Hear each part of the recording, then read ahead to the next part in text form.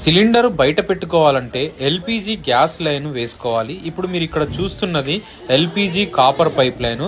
దీనివల్ల ఉపయోగం ఏంటంటే ఇక్కడ లోపల ఒక వాల్వ్ ఉంటుందన్నమాట. మన స్టవ్ పక్కనే ఆపరేట్ చేసుకోవడానికి, ఆన్ ఆఫ్ చేసుకోవడానికి ఈ వాల్వ్ ఉంటుంది. లైఫ్ టైం తుప్పు రానటువంటి కాపర్ పైప్ నే గ్యాస్ లైన్ గా వాడండి.